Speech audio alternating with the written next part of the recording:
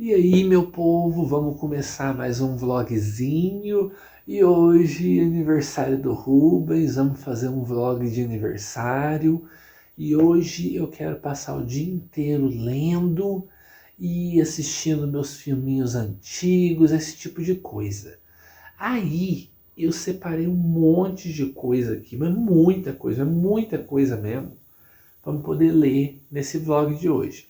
Eu vou conseguir ler tudo isso até hoje de noite, porque hoje de noite vai ter a nossa live lá no canal, né? Com a abertura dos nossos presentes de aniversário e tudo mais. Inclusive, vou ver se eu consigo mostrar para vocês. Mas olhem só o tanto de presente de aniversário que eu recebi. Muita coisa, né, gente? Aí eu vou começar então a ler alguns contos. E eu quero passar o dia inteiro lendo e assistindo algum filminho ou outro, alguma coisa assim. Rakanzinho tá aqui comigo. Deixa eu mostrar pra vocês verem. Ali, Rakanzinho. Ih, saiu já. Rakanzinho tava aqui deitadinho no meio das cobertas comigo. Hoje tá frio pra caramba, tá marcando 5 graus só. E eu separei muita coisa aqui. Eu vou dar uma mostrada assim rapidinho para vocês. Não é nem a minha pretensão. Eu queria muito ler, mas eu sei que não dá para ler tudo isso. Então, ó, eu separei Edgar Allan Poe, que não pode faltar, até porque tá na lista Semana Rubens, que a Cris, a nossa querida Cris, Leia Tudo Que Gosto, fez, de ler um conto do Poe, então eu coloquei Poe aqui. Eu coloquei Lovecraft naquela edição Contos Reunidos do Mestre do Horror Cósmico, que é a edição da Ex Machina, essa aqui é uma edição muito boa. Aí eu coloquei aqui a trilogia das Damas Fatais, né, da Wish, né, que é O Lado Mais Sombrio, da Lucy Maud Montgomery. Aí tem As Trevas de uma Era, da Mary Elizabeth Braddon. E tem A Noite dos Vultos, da Edith Nesbit. Então, aqui, primeira parte. Vamos organizar direitinho aqui. Pronto, então. Aí eu peguei aqui o Contos Fantásticos, do Higínio Hugo Tarquetti. Esse aqui foi lançado pela Clock Tower. É literatura italiana. Peguei o Contos Clássicos de Fantasmas, porque eu amo esse livro. Ele é da Clepsidra com a Ex Machina, um livraço, gente. Peguei aqui Legado das Trevas, do M.R. James. Adoro M.R. James, é muito bom, gente. Quero ler uma história de fantasmas dele. Peguei do meu querido Robert E. Howard o Weird Western, que eu adoro. Todos eles aqui é da Clock Tower. Peguei o Repique Macabro do Robert Aickman. Esse aqui faz tempo que eu li ele. Eu li na época do lançamento. Eu quero pegar para reler algumas coisas dele. Peguei o Antologia da Literatura Fantástica, organizado pelo Borges. Jorge Luiz Borges. Esse aqui é Companhia das Letras. Peguei o Além da Imaginação e do Mistério, do Clark Ashton Smith. Esse aqui é lançamento da Clock Tower. Peguei o Arthur Machen, o mestre da Dark Fantasy, também da Clock Tower. Vocês estão vendo, minha lista aí real, né, gente? Peguei o Tênebra, que eu estou muito curioso, da editora Fósforo, literatura nacional do século XIX. Peguei o Grande Livro dos Vampiros, vem cá, meu livrão. Aí, ó, o Grande Livro dos Vampiros, Pipoque Nanquim. Chega pra lá que senão vai cair tudo em cima de mim. Aí. Peguei os Salgueiros e Outros Assombros da Natureza, do Algernon Blackwood. Esse aqui é da Clock Tower com a Ex Machina. Peguei o Gótico Americano, que é da Pandorga, esse aqui.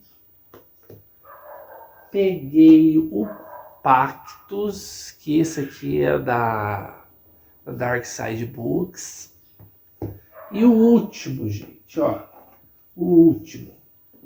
Ai, vem cá. Mais mortais que os homens. Esse daqui é da Jangada. Eu até pensei aqui em ter pego também aquele gótico.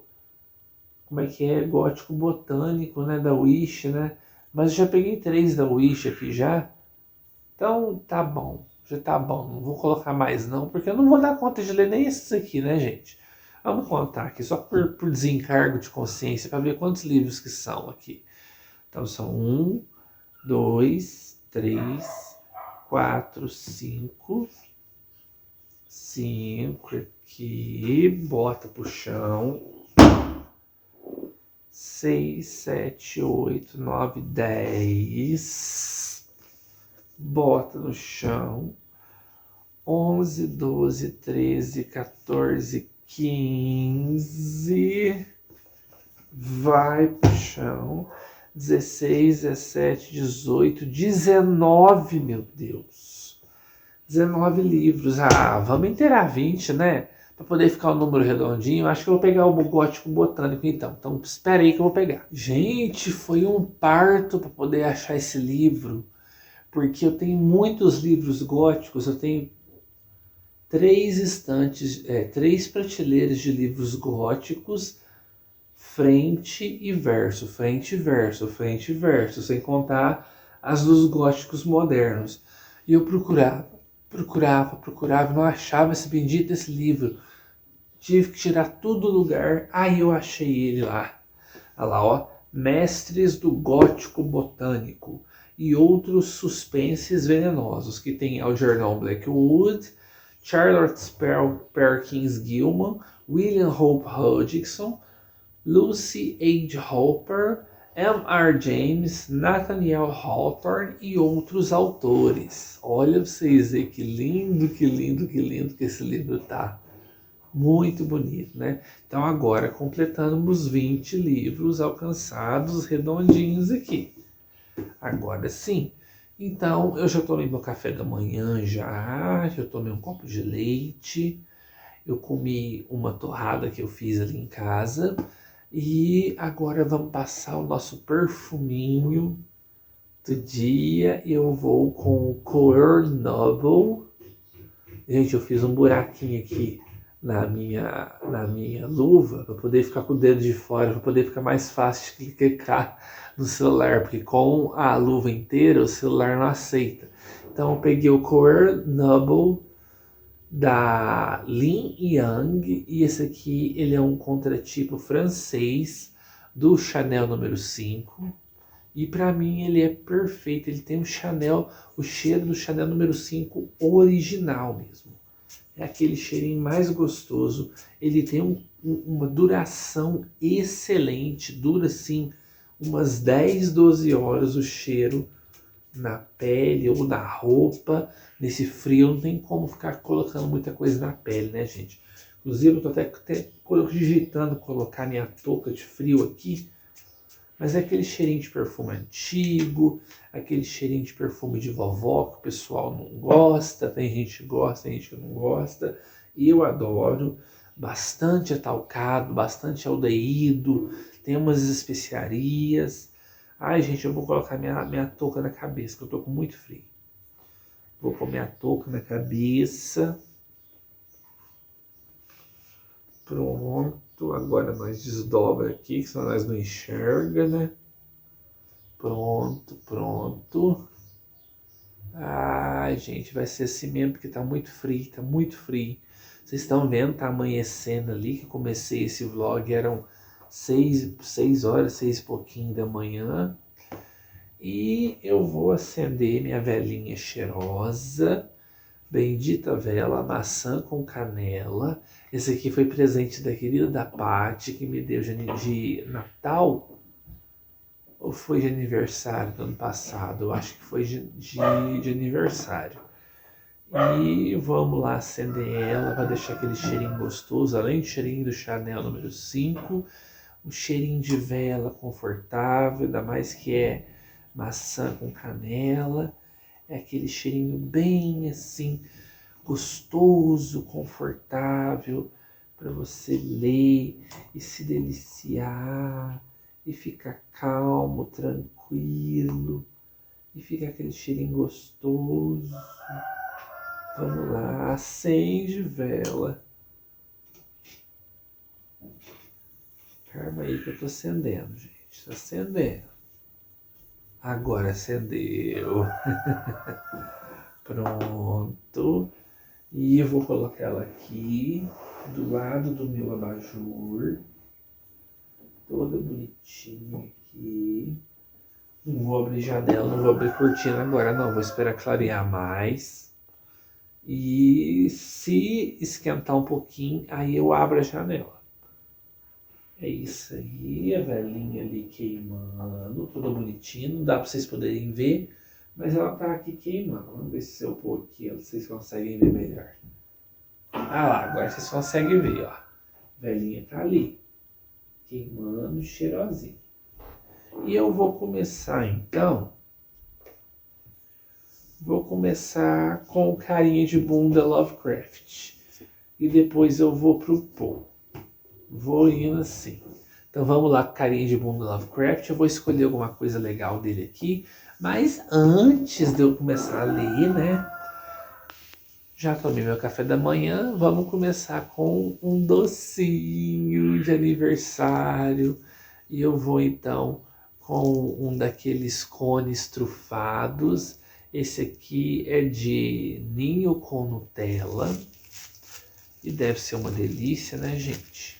Eu já não estou comendo doce justamente para poder eu conseguir comer um docinho hoje, né? Porque hoje é dia do meu aniversário, né, gente? Vamos ter que fazer uma concessão. Aí eu controlei minha diabetes o mês inteirinho para não precisar passar apertado hoje e ficar passando mal.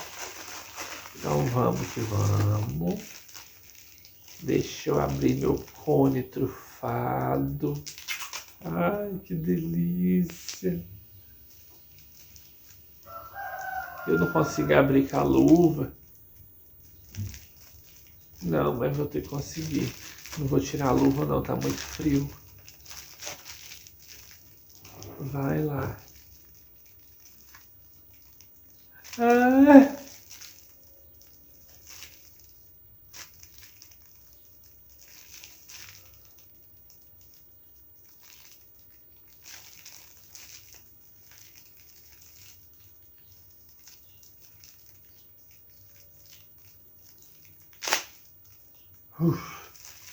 Consegui.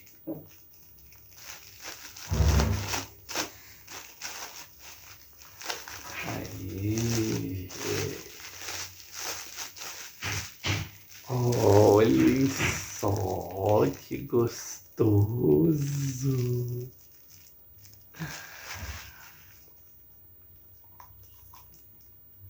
Hum. Hum.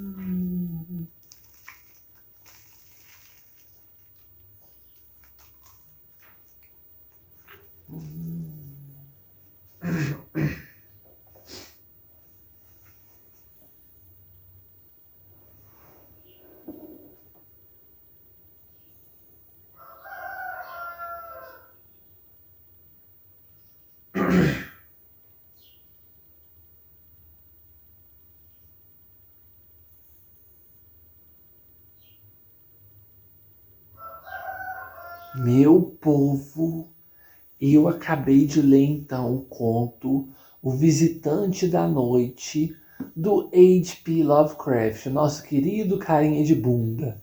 Gente, eu não tinha lido esse conto ainda. E ele faz parte do ciclo Cthulhu, ou do ciclo de horror cósmico do Lovecraft. E, meu Deus, que história legal, gente! Que história incrível! A gente tem o nosso personagem principal, o Blake. Ele acaba se mudando para uma cidadezinha assim do interior, uma cidadezinha tranquila, que não acontece nada e tudo mais. Só que no centro dessa cidade tem uma igreja abandonada.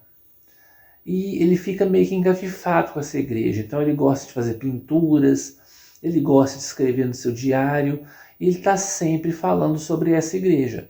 Até que numa noite ele resolve sair pelas ruas e indagar o pessoal que é habitante local ali daquela região sobre a igreja. E o povo conta umas histórias esquisitas para ele, umas histórias sobre aquela igreja ter sido usada para poder fazerem ritos profanos e entrar em contato com outras realidades, com seres das trevas, esse tipo de coisa. E ele, aguçado por essa curiosidade, acaba invadindo a igreja. E ele encontra lá umas coisas muito esquisitas, uns altar muito estranho, uns livros estranhos escritos em línguas muito antigas que ele não consegue entender. Ele fica fascinado por tudo aquilo. A igreja é toda totalmente escura. Ele fica fascinado, ele fica encantado. Ele começa então a pesquisar sobre esse livrinho que ele pega. Tem uma pedra que ele encontra lá também, que é uma pedra feita de um material muito esquisito, que não parece ser aqui da Terra. E ele começa a pesquisar, começa a se embrenhar cada vez mais e mais na mitologia do que estava acontecendo nessa igreja e sobre esse livro estranho que foi escrito à mão numa língua esquisita de alguém que participava dos cultos estranhos nessa igreja. E o bicho vai pegar, porque aqui a gente tem uma história sobre seres cósmicos Lovecraftianos, né? E, gente, que conto incrível, que conto maravilhoso. Eu saboreei esse conto assim, com muita tranquilidade, com muita paz. Vocês podem ver que nessa edição aqui que eu li, que é a edição da Ex Machina, ela tem todo esse trabalho de ser em duas colunas, para poder imitar então as antigas revistas Weirds, as revistas Pulp, das décadas de 30 e 40, que eram as épocas em que Lovecraft lançava os seus contos. E é muito texto, você olha assim, você pensa, são 15 páginas, mas na verdade é 30, porque são duas colunas. E é incrível esse conto, gente, é incrível.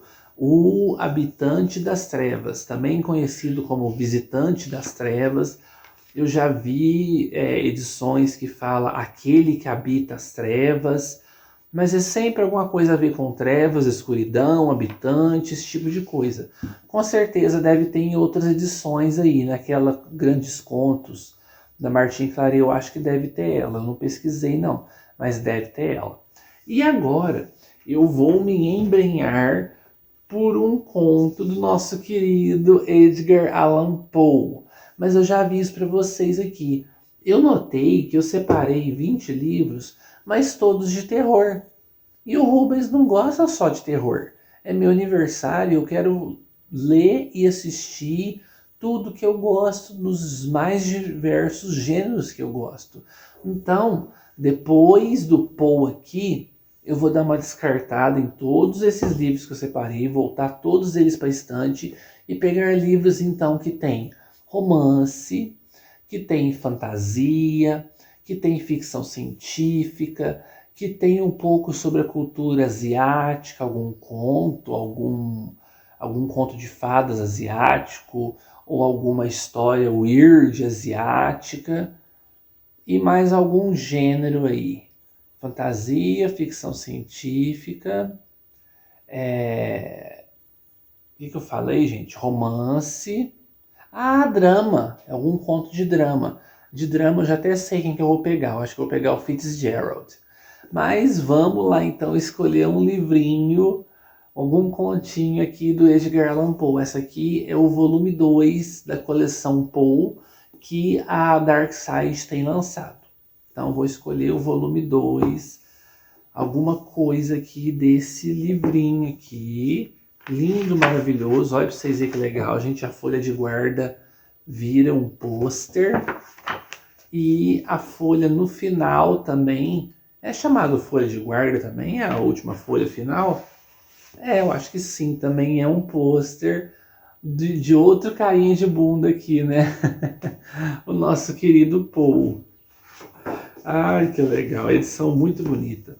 Eu vou escolher alguma coisa, não sei se eu pego alguma coisa que eu goste muito dele, que eu já tenha lido há muito tempo, ou se eu pego alguma coisa que eu não li ainda. Ó, temos aqui então separados em classificações o Enigma dos Duplos, As Crias do Grotesco, No Limiar da Morte, Poemas e Duas Cartas. E entre as histórias tem Morella, que eu já li e amo, William Wilson, que eu gosto muito, mas tem esse aqui, O Homem na Multidão, que eu não conheço, o Retrato Oval, que é maravilhoso, O Anjo do Bizarro, que eu não conheço, O Demônio da Perversidade, que o pessoal fala que é bem legal, Breve Colóquio com uma Múmia. Ai, que legal, gente, uma história com uma múmia. Hop Frog e os 8 orangotangos acorrentados. Eu conheço a história do Hop Frog lendo em HQ, naquelas revistas creepy, que eu adorava aquilo lá, gente. Ai, que pena que eu tive que vender para poder tratar do meu câncer, mas foi por uma boa causa, né? Uma Descida a Maelstrom, que é muito bom. A Caixa Oblonga, que eu não li ainda. O Enterro Prematuro, que eu já li, muito bom. A Verdade sobre o Caso do Sr. Valdemar, excelente. Lenore, que é um poema muito bom. Annabel Lee, que também é um poema muito bom. E Um Sonho Dentro de um Sonho. Esse poema eu não li ainda. Então vou escolher alguma coisa aqui. Provavelmente eu escolho alguma coisa que eu não li dele ainda. Esse A Caixa Oblonga, achei interessante. Eu acho que eu assisti um conto, um filme chamado The Oblong Box, estrelado pelo Vincent Price. Se for o mesmo, eu acho que eu vou pegar esse. Então, vamos lá. Então, meu povo, eu acabei de ler o conto Breve Colóquio com uma Múmia, escrito pelo Edgar Allan Poe e lançado em 1845, retirado desse livro aqui, ó. Edgar Allan Poe, volume 2, da coleção Medo Clássico, da Dark Side Books. E, gente, que história legal, gente. Que história divertida, que história interessante. Só o Poe mesmo para nos brindar assim com uma história super interessante como essa. A gente tem o nosso protagonista, que ele, após uma noite de comilanças e bebedeiras e tudo mais, ele vai para casa dele, vai descansar e tudo mais, e ele é acordado no meio da noite pela esposa, porque chegou para ele um bilhete de um doutor de que eles conseguiram uma múmia de Tebas e que eles vão dissecá-la. Olha para vocês verem que legal. Então ele vai para a casa desse doutor, e lá ele encontra outros doutores, alguns que compreendem completamente o dialeto arcaico e antigo egípcio e os desenhos. Como é que chama os desenhos, gente?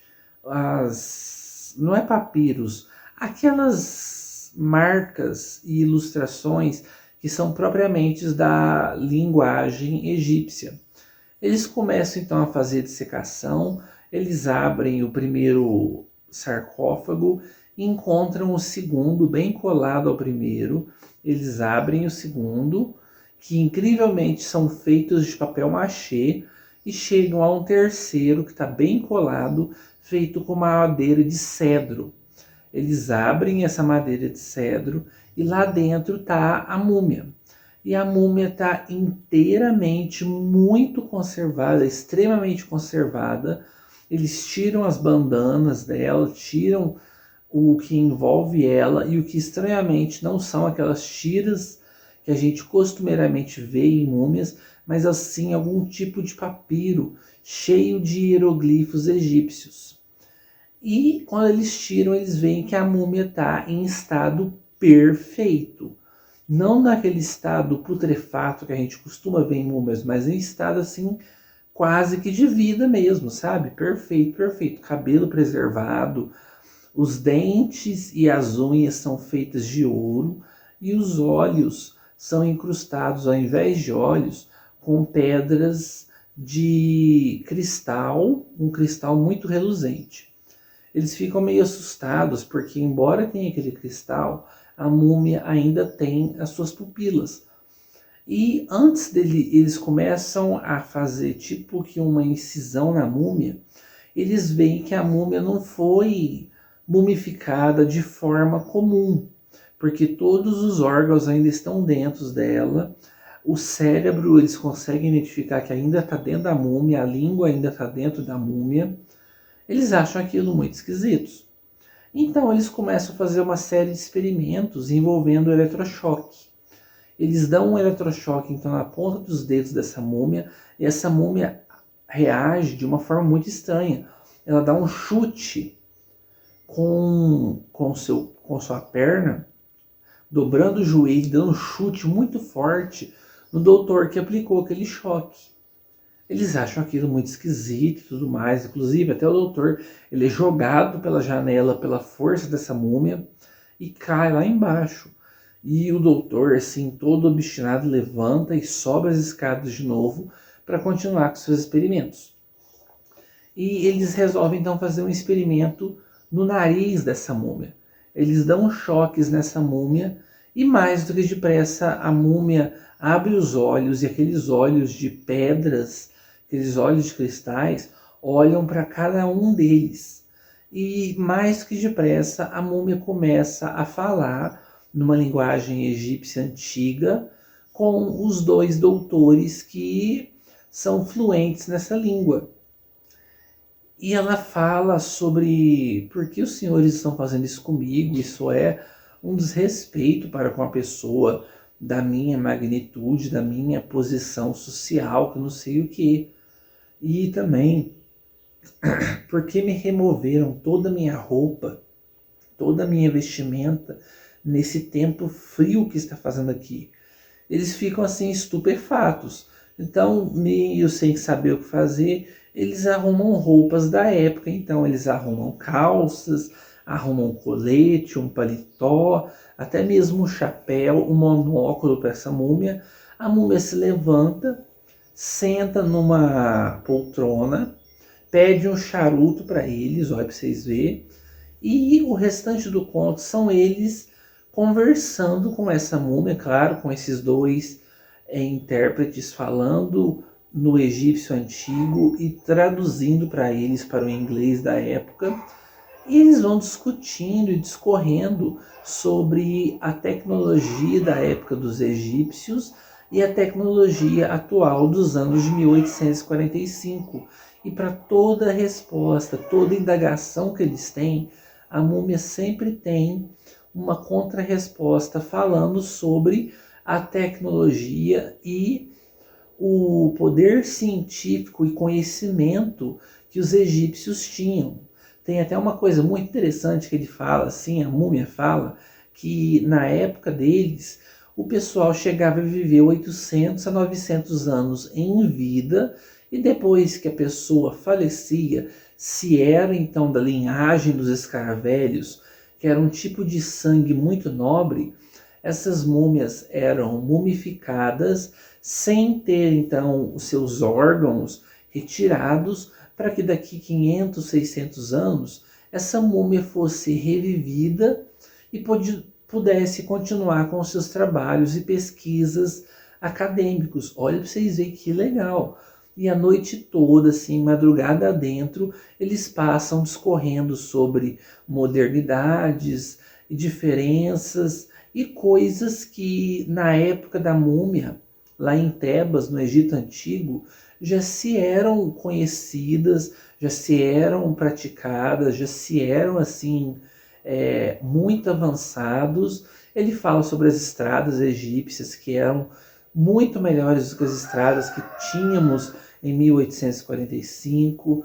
Ele fala sobre os barcos a vapor. Ele fala sobre ciências, sobre astronomia, fala sobre o conhecimento de planetas ao redor do mundo. Ele fala sobre as roupas da época, que eram muito mais bem projetadas que as roupas de 1845.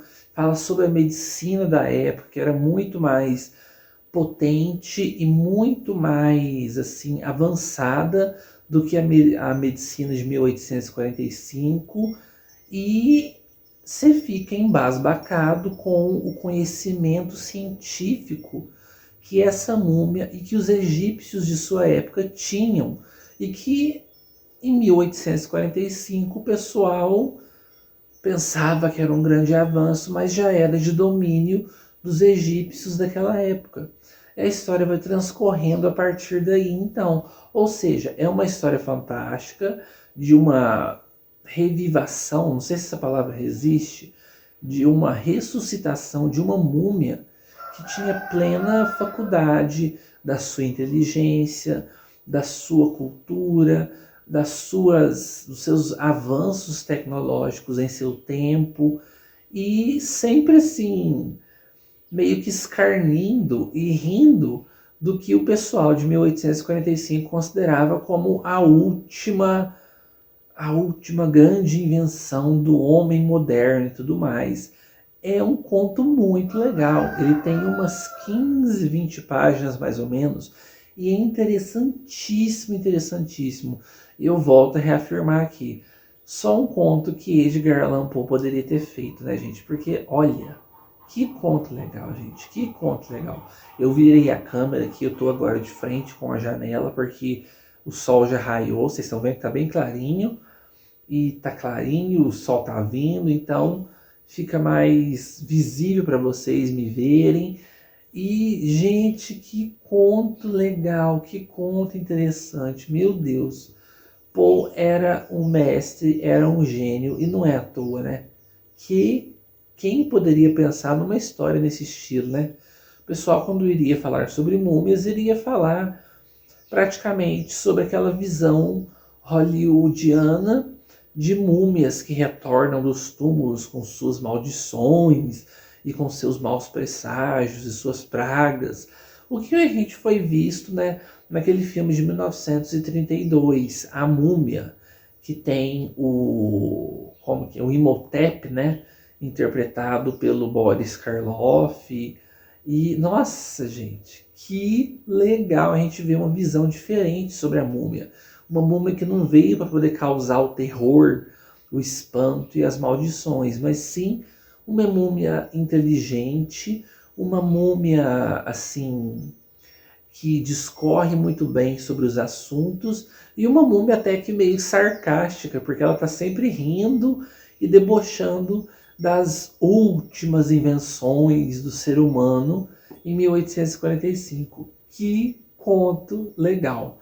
Agora eu vou escolher ali, vou descartar aqueles outros livros que eu li ali, porque eu já li uma história de terror do H.P. Lovecraft, já li uma história insólita, né? Uma história assim que fala sobre coisas fantásticas do Edgar Allan Poe, nosso querido Edgar Allan Poe. Ou seja, eu já cumpri 2 requisitos do desafio da Semana Rubens criados pela minha querida amigona do coração, a Cris, lá do perfil Leio Tudo Que Gosto no Instagram e também do canal de mesmo nome, Leio Tudo Que Gosto, do YouTube.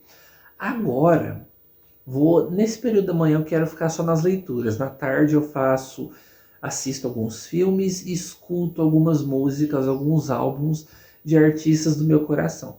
Então agora eu vou pegar livros que se encaixam nos outros gêneros que eu gosto, que é um romance, que é um drama, uma ficção científica, uma aventura ou história pulp. E eu preciso de um quinto. Aí o quinto eu pensei em pegar uma fábula ou história antiga asiática, chinesa, japonesa, coreana, alguma coisa assim, porque são coisas que eu gosto demais. Então vamos lá comigo escolher? Então, povo, tô aqui com a minha biblioteca ao fundo e eu vou escolher algumas coisas legais que se encaixam nesses gêneros que eu falei com vocês, tá bom? E, gente, só mostrando pra vocês aqui, eu vou abaixar. Ratanzinho tá aqui comigo. Ratanzinho, cadê você? Aqui. Aqui. O meu Malelo, o meu nenenzão tá aqui comigo, né, meu amarelinho? Meu fofucho, meu querido, passando esse dia de aniversário comigo, né, meu querido? Não é, meu amiguinho gorducho, gorducho, gorducho, tão fofo, tão carinhoso, tão companheiro, tão amigo, tão gostoso de ter sua companhia. Eu te amo muito, viu, Raquelzinho? Mua. E agora vamos escolher.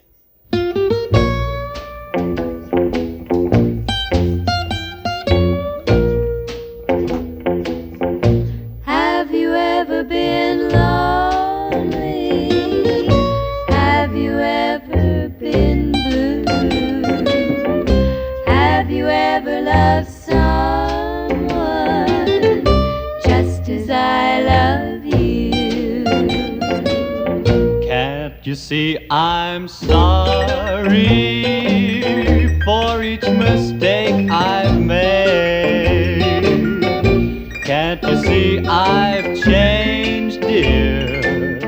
Can't you see I've paid? Be a little forgiving. Take me back in your heart. How can I go on living now that we're apart? If you knew what I've been through, you would know why I ask you. Have you ever been lonely? Have you ever been blue? Be a little forgiving. Take me back in your heart. How can I go on living now that we're apart? If you knew what I've been through, you would know why I ask you. Have you ever been lonely? Have you ever been blue?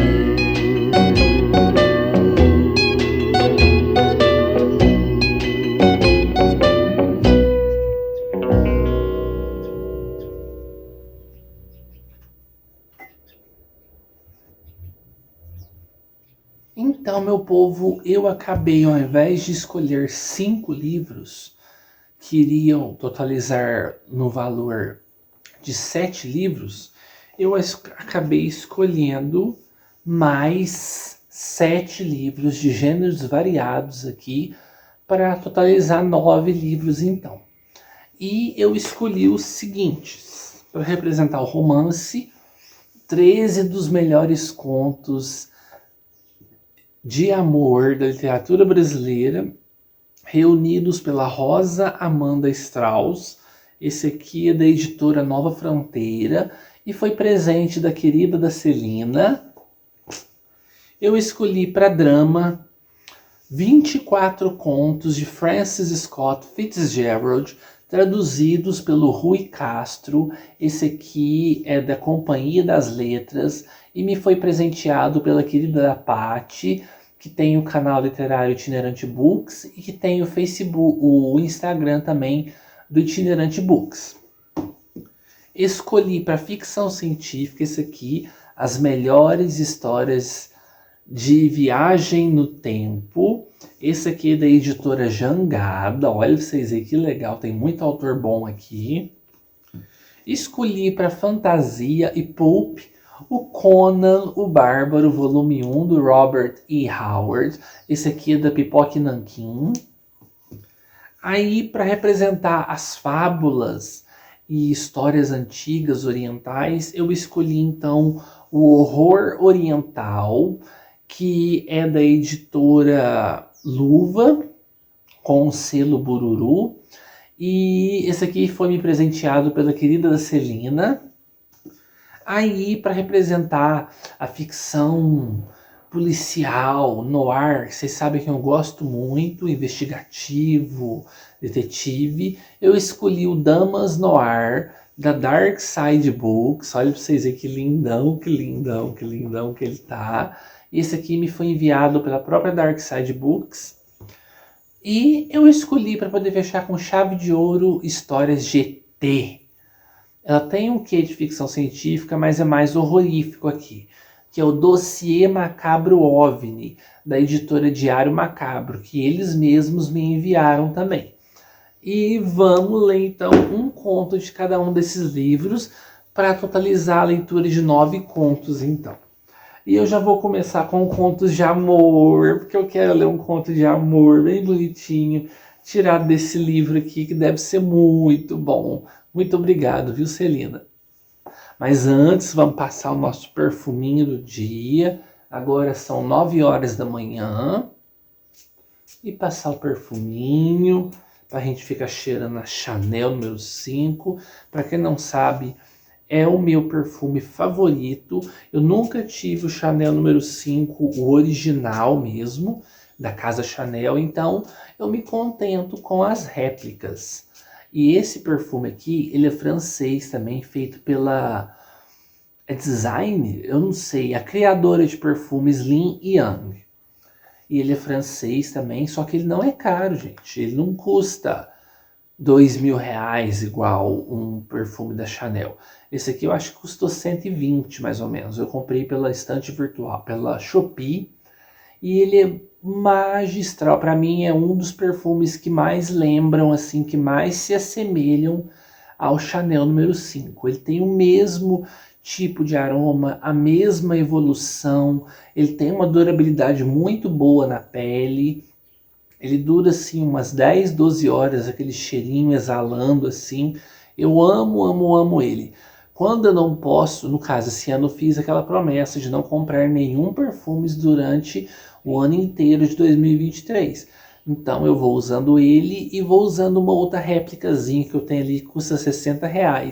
Que tem um cheirinho parecido também, só que dura bem menos. Mas é gostoso também. E vou agora encher o meu cachimbo para mim poder me adentrar nas histórias de amor que tem aqui. Eu acho que são histórias de romance, de amor, de toda a literatura, sim, em todos os quesitos. Se tiver o Machadão, eu vou... Ah, tem, ó. Tem o João do Rio, que eu conheço. Tem a Lígia Fagundes Telles, o Carlos Drummond de Andrade, a Lia Luft. Tem a Cíntia Moscovic. Tem o Raul Pompeia, Machado de Assis, a Maria Valéria Rezende. Então tem alguns nomes famosos aqui da literatura brasileira. O que que tem do Machadão aqui? Vamos dar uma olhadinha. Porque Machadão tem que ter Machadão, né, gente? Machadão é maravilhoso. Do Machadão tem Uns Braços. Ah, eu acho que eu vou no Machadão. Ah, olha aqui, do Carlos Drummond de Andrade. História de amor em cartas. Ai, deve ser lindo também. Mas eu vou no Machadão, Uns Braços. Nem é grande assim, ó. Tem umas 15 páginas só. Vou no Machadão nesse aqui. Mas eu vou encher o meu cachimbo.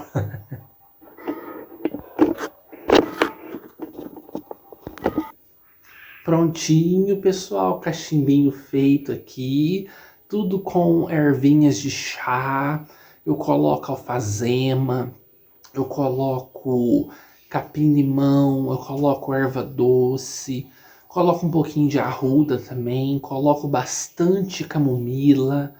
Coloco essas ervas assim de relaxamento, tudo ervas naturais, nenhuma ilícita, pois são todas ervas de chá, são todas ervas para poder fazer chá.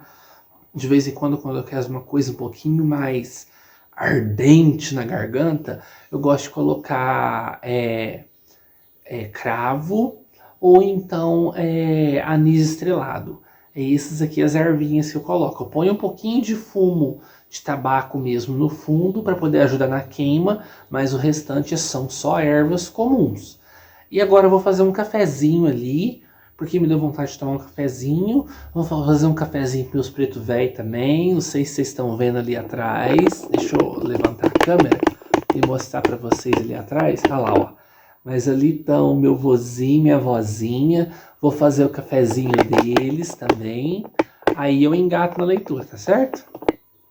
Então, meu povo, terminei de ler aqui o conto retirado dos 13 melhores contos de amor da literatura brasileira, organizado pela Rosa Amanda Strauss, da editora Nova Fronteira. Esse aqui foi um livro que eu ganhei de presente da querida da Celina. E eu li o conto Uns Braços, do Machado de Assis. E, gente, que gracinha, que fofinho que esse conto. É um conto, assim, bem inocente, assim, bem, assim, de primeiro amor, sabe? De primeira conquista, primeiro palpitar do coração. Porque a gente tem o nosso protagonista, que é o Inácio. Ele é um menino que está naquela transição dos 15 para os 16 anos.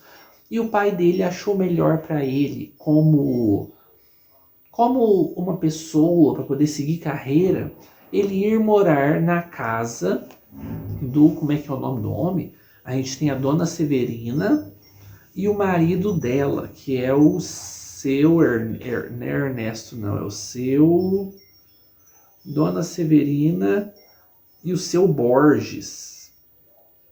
Gente, é o seu Borges, isso mesmo. A Dona Severina e o seu Borges. E o seu Borges, ele é um grande, assim, homem da lei, sabe? Ele é um magnata da lei. Ele fica entre a questão de advogados e juízes, esse tipo de coisa. Ele é um cara da lei. E o Inácio, o jovem Inácio, vai morar então com eles. E ele morando lá, então, o senhor Borges sempre trata ele com rispidez, sempre trata ele com maus tratos, com briga, com xingamentos e tudo mais. Em contrapartida, a esposa do seu Borges, que é a Dona Severina, uma jovenzinha de seus 25, 26 anos, e é uma idade bem distinta entre ela e o marido dela, ela trata o jovem Inácio com muito carinho, com muita paciência, com muita cordialidade. E acontece que o jovem Inácio, ele começa a desenvolver uma paixonite por ela, em especial pelos braços dela, porque ao contrário das outras damas da alta sociedade burguesa da época, porque esse conto ele foi lançado em 1840. Deixa eu ver, tem uma pequena informação aqui, mas fala, esse conto foi lançado no jornal A Gazeta de Notícias em 1885 e depois foi fazer parte do livro de contos Várias Histórias em 1896, mas ele é originalmente de 1885. E todas as damas da alta sociedade, da burguesia da época, de pessoas importantes, as damas usavam sempre roupas de gola alta e roupas com vestidos assim com braços cobertos até o máximo que podia ser coberto, ainda tinham as luvas ainda, era a vestimenta padrão da época para as senhoras. Quanto menos uma senhora mostrasse de pele, melhor. Tinha até os chapéus também que tampava assim parte do rosto, era o que se era utilizado naquela época.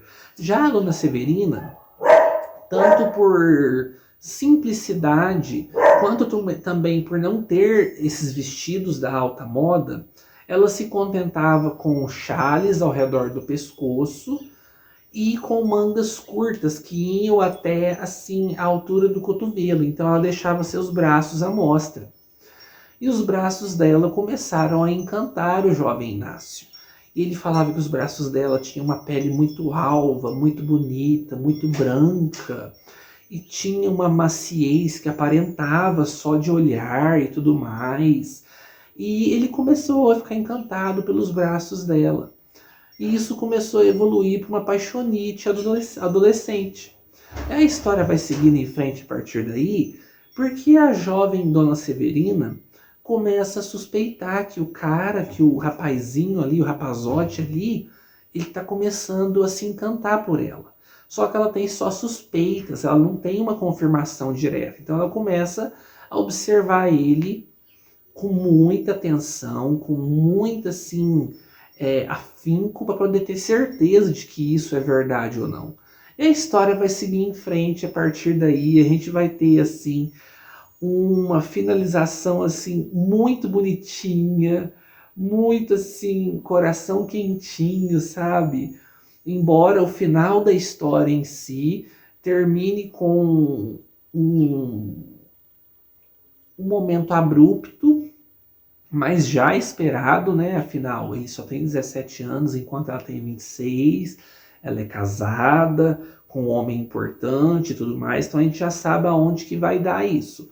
Mas ainda assim, os braços da jovem Dona Severina e o primeiro romance que ele teve na vida, o primeiro apaixonite que ele teve na vida, reverbera por toda a vida do jovem Inácio, pelos amores seguintes que ele vai ter na vida dele e tudo mais. E é uma história deliciosa, é um conto muito gostoso, aquele estilo de escrita do Machadão, que é uma delícia de se ler, que é muito gostoso de se ler. É uma escrita tão gostosa, tão fluida, tão bonita, tão cheia de significados e de interpretações. É uma escrita assim, é uma escrita muito fácil, gente. Para quem pensa que Machado de Assis é difícil de ler, não é, é muito fácil. Eu até dou uma dica aí pro pessoal que não é acostumado a ler Machado de Assis, começa pelos contos dele. O cara teve mais de 200 contos publicados na vida. Se você pegar os contos dele, ele tem conto de tudo quanto é tipo, inclusive contos de terror. Olha pra vocês verem. E ele tem contos incríveis, contos dramáticos, contos assim, romance você encontra pouco. Até nesse próprio livro mesmo tem uma introdução antes desse conto aqui, falando que histórias de amor não era o foco do Machado de Assis. Ele fazia mais contos sobre o cotidiano, sobre os sofrimentos das classes, sobre as diferenças e indiferenças, sobre o sarcasmo e as coisas assim que aconteciam no cotidiano do pessoal, sobre os dramas, sobre as tristezas, os infortúnios. Mas ele tem um ou outro conto que trata do amor em plano de fundo ali. Mas nesse livro o amor é um amor inocente, é um amor assim corriqueiro, é um primeiro amor juvenil, é uma delícia. Eu amei, amei, amei, amei. Que conto mais gostoso, gente. Então vão ler esse conto, Uns Braços, do Machado de Assis. Tem nessa edição aqui e com certeza deve ter em diversas outras edições de reunião de contos do Machado de Assis. Eu não sei se tem naquele livrão da coleção Listradinha, da Companhia das Letras, os 50 melhores contos do Machado de Assis. Não sei se tá lá, mas eu tenho esse volume aqui em casa. E lendo esse conto aqui me incitou a ler mais Machado de Assis, ler mais contos dele, porque eu li alguns romances, mas contos dele eu li pouquíssimos e eu quero ler mais. E agora vamos para o segundo livro que eu selecionei. Agora vamos pro drama, vamos pro dramalhão e vamos pro meu querido Fitz, que já é o meu apelido aqui carinhoso aqui do canal, né? Que é o Francis Scott Fitzgerald, muito famoso por ter escrito então as obras O Grande Gatsby, O Suave à Noite, o Estranho Caso de Benjamin Button. Ele já escreveu aquele conto que a gente leu aqui pro canal, que eu fiz um vídeo pro nosso quadro Hora Vintage, que é Berenice Corta o Cabelo. Se der eu coloco aí em cima para vocês. Assistam aquele vídeo, porque aquele vídeo ficou muito legal. E eu vou ler um conto desse livro aqui.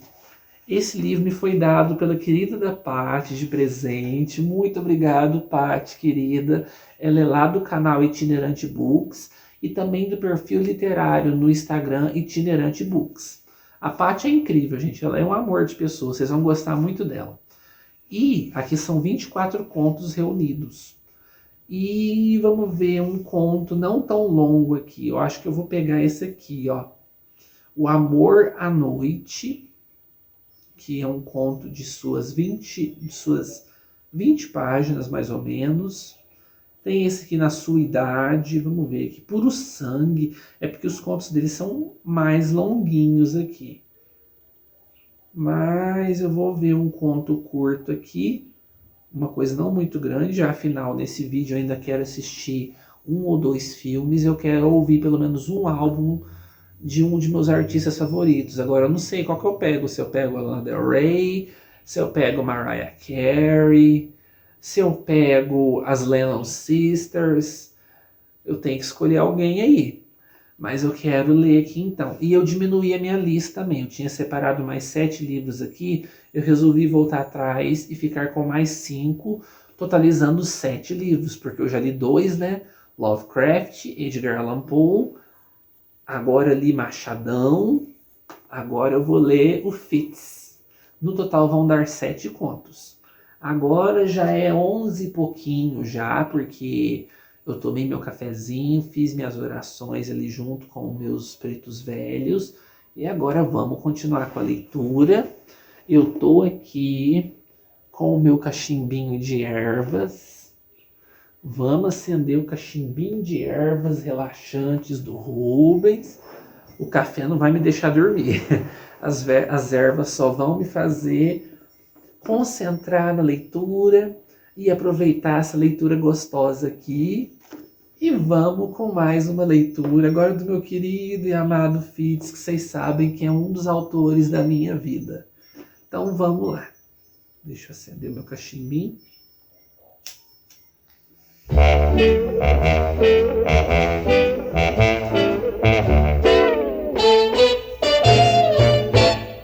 To know you is to love you. Love you every minute of the livelong day. To know you is to love you all of the time. Baby, it's so easy to know you is to hold you and to kiss you till I hear you say. To know you is to hold you all of the time.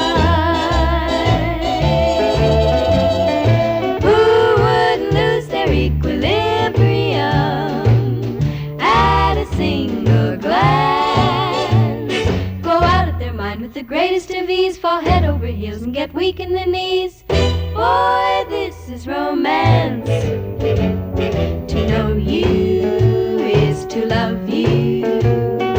Love you with the promise I'm forever yours. To know you is to love you all of the time.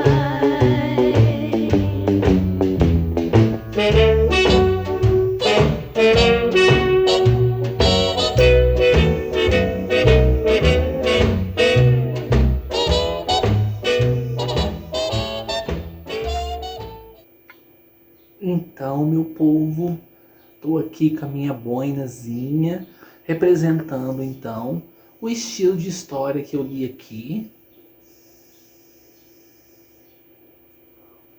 que foi então a história, o conto do Francis Scott Fitzgerald, que é o Na Sua Idade.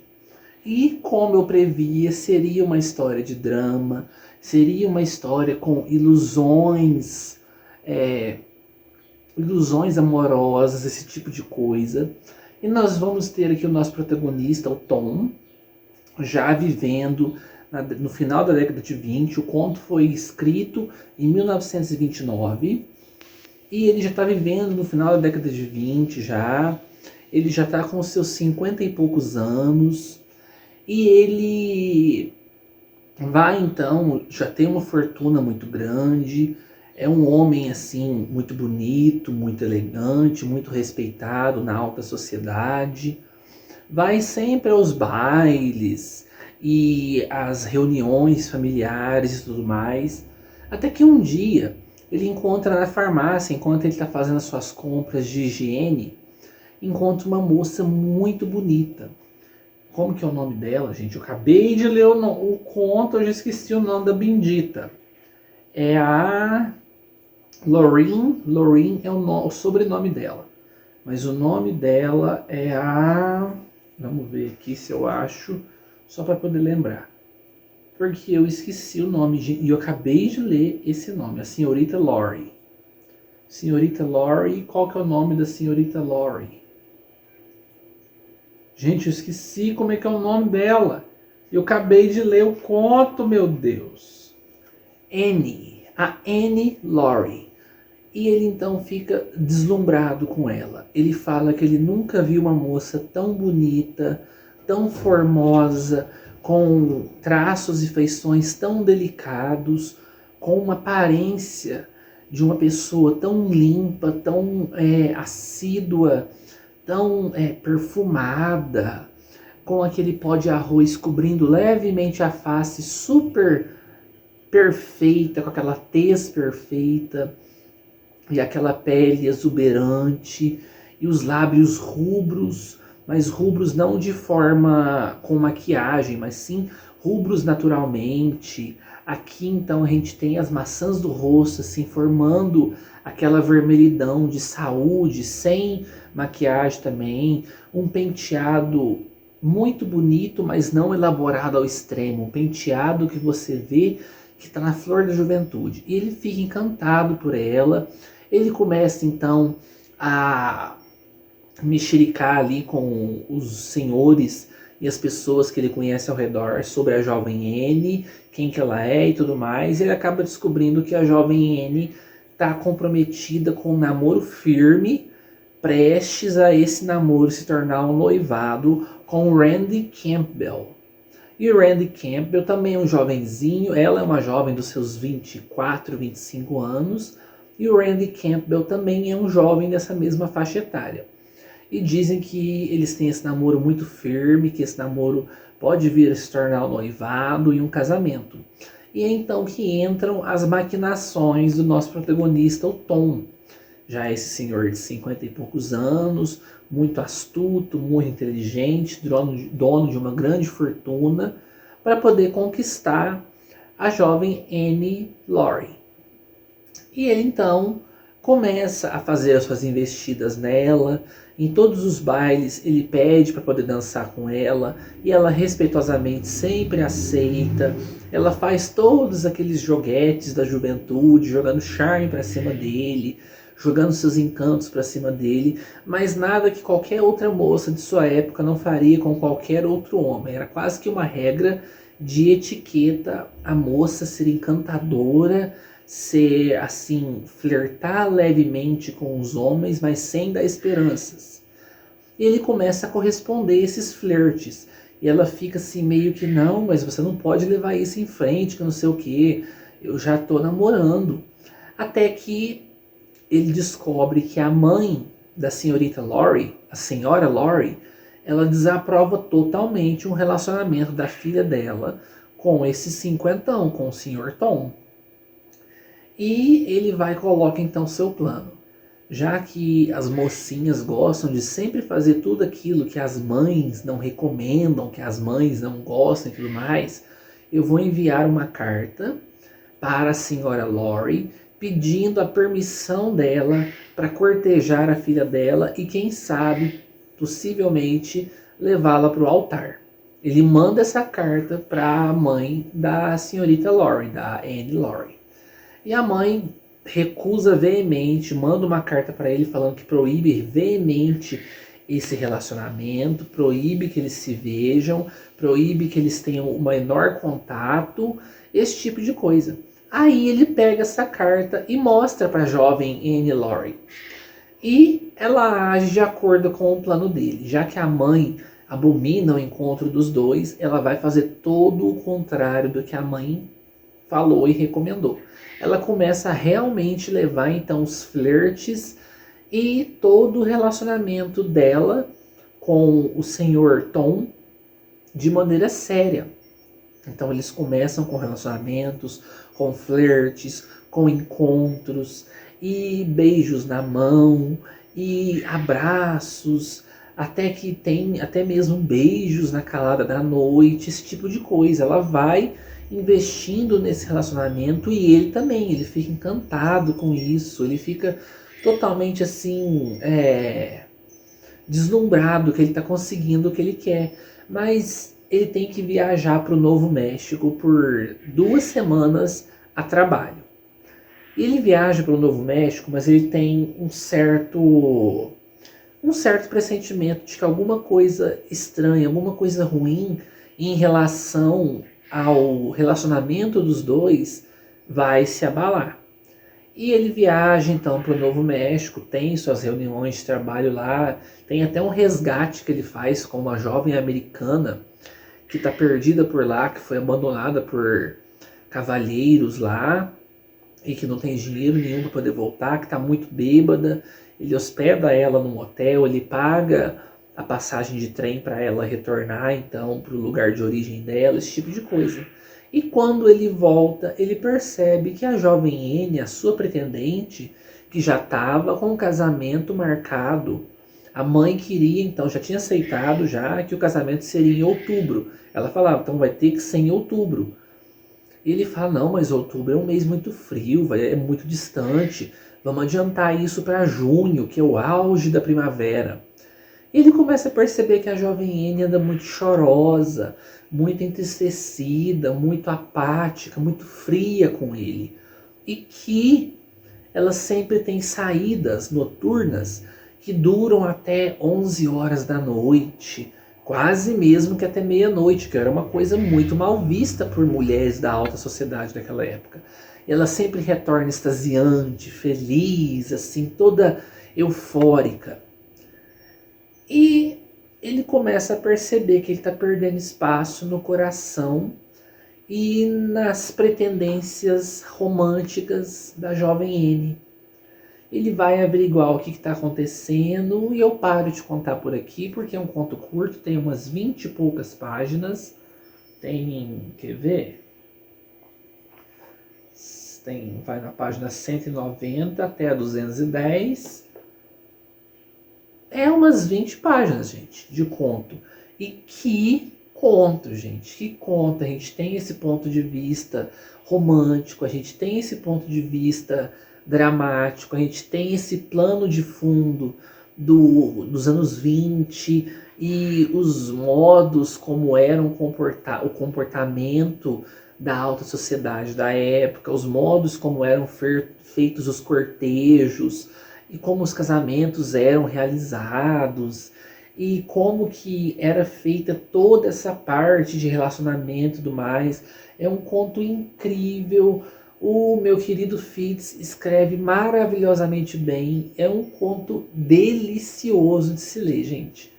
É muito, muito gostoso. É muito bom. Eu tive que dar uma parada para poder fazer o meu almoço e agora já são 2 horas da tarde. Eu não quero terminar esse vídeo tão tarde assim, porque hoje ainda vai ter a nossa live. Então, eu vou fazer 2 coisas ao mesmo tempo. Eu vou ler o meu próximo livro, que é então o de ficção científica. Aí o de ficção científica escolhido, eu já troquei de novo, né? Eu tinha escolhido aquele de Os Melhores Contos de Viagem no Tempo. Eu resolvi pegar esse aqui então, Destino Eclipse, da editora Diário Macabro. Vou ler um conto desse livro. Eu já li alguns contos dele em lives aqui do nosso canal. E é um livro muito legal, é um livro muito bom. E agora eu quero ler um conto desse livro aqui. Eu acho que eu vou ler esse Espectros na Neve, do Diego Mendonça. Vai da página 21 a 37. São 16 páginas de conto, então. Acho que eu vou ler esse. E enquanto eu leio ele, eu vou ouvir o meu álbum favorito de uma das minhas cantoras favoritas de todos os tempos. Vocês sabem que eu tenho fraco tanto pela Lana Del Rey quanto pela Mariah Carey. Mas semana passada eu ouvi, eu acho que uns 3 álbuns da Mariah Carey assim, em dias alternativos. Então agora eu quero vir com a minha Laninha. Então eu vou sentar aqui do meu lado, da minha caixinha de som antiga, e vou botar para tocar a minha querida Lana Del Rey, enquanto eu leio um conto de ficção científica. Então, colocando minha Lana Del Rey aqui, vou escutar o álbum Norman fucking Rockwell dela, que é o meu favorito da minha vida, assim, da carreira dela toda. Adoro esse álbum. e vamos lá.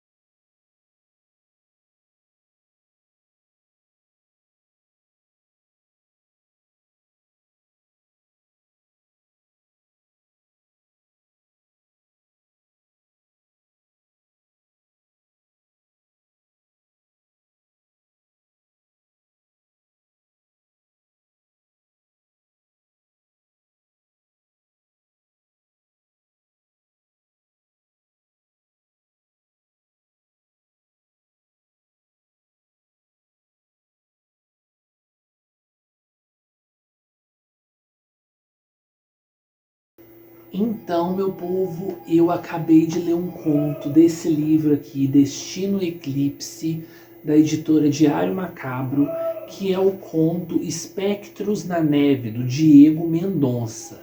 E, meu povo, que conto divertidíssimo, que conto delicioso de se ler, gente. Eu adorei, adorei, adorei. Ele tem um ar de literatura pulp, de contos que seriam publicados na Astounding Magazine na década de 30, 40, sabe? Porque ele tem essa ficção científica bem pautada numa aventura em um outro planeta. Aqui, a proposta desse livro é que essa nave, que se chama Alvorada, ela está indo para esse planeta Eclipse, que é um planeta que aparentemente é habitável para os seres humanos.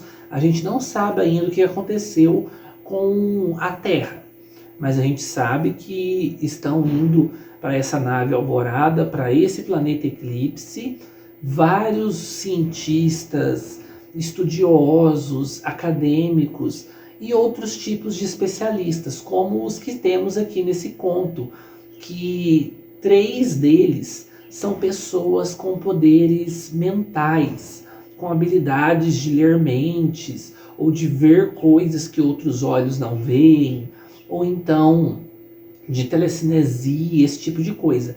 E com a explosão da nave Alvorada, vários desse pessoal aí que foi na nave foi ejetado, vários morreram e alguns foram ejetados ou saíram antes da explosão e foram parar em direção ao planeta Alvorada.